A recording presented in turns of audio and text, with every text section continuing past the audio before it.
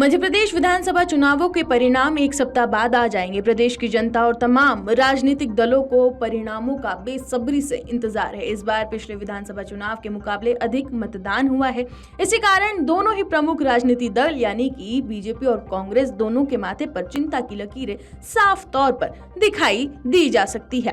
पिछले चुनाव में कुछ सीटें ऐसी थी जिन पर हार जीत का अंतर महज 1% ही था, तो वहीं इस बार इन सीटों पर ज्यादा तो कहीं कम मतदान हुआ है, जिसके कारण ये कयास लगाए जा रहे हैं कि ऐसा हो सकता है कि इन सीटों पर आने वाले दिनों में बदलाव देखने को मिले।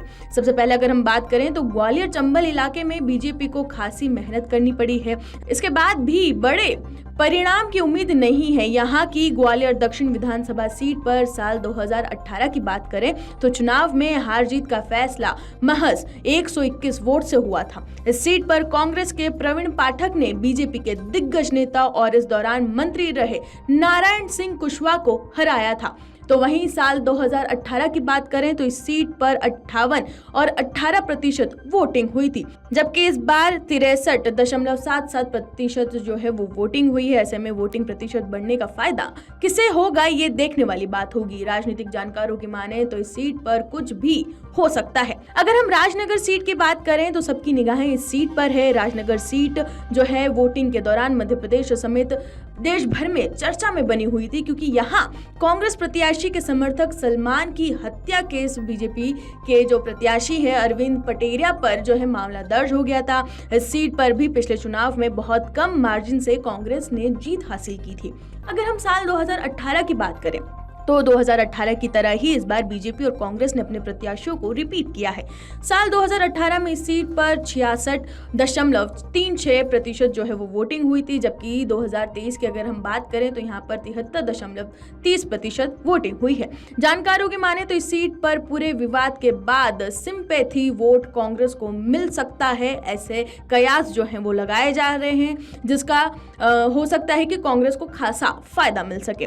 अगर हम आगे बात करें दमोह सीट की तो यहां से जयंत और अजय फिर से चुनावी मैदान में है। दमोह विधानसभा सीट पर बीजेपी ने पूर्व गृह मंत्री जयंत मलैया को, तो वहीं कांग्रेस ने वर्तमान विधायक अजय टंडन को चुनावी मैदान में उतारा है। इस सीट पर पिछले विधानसभा चुनाव की बात करें तो यहां पर जयंत मलैया को बहुत कम मार्जिन से हार का सामना करना पड़ा था। तो वहीं कांग्रेस प्रत्याशी ने दल बदल के बाद हुए उपचुनाव में प्रत्याशी राहुल लोधी को करारी हार का मुंह देखना पड़ा था। उस समय राहुल लोधी ने अपनी हार का कारण मुख्यमंत्री जयंत मलैया और उनके बेटे को बताया था, जिसके बाद पार्टी ने उन्हें बाहर का रास्ता दिखा दिया। कुछ समय बाद पार्टी में वापसी के बाद बीजेपी ने उन्हें फिर से चुनावी मैदान में उतारा है। साल 2018 की बात करें तो यहां पर साल 2018 के चुनाव में दमोह सीट पर 75.27% वोटिंग हुई थी, जबकि 2023 की अगर हम बात करें तो 74.22% वोटिंग हुई है।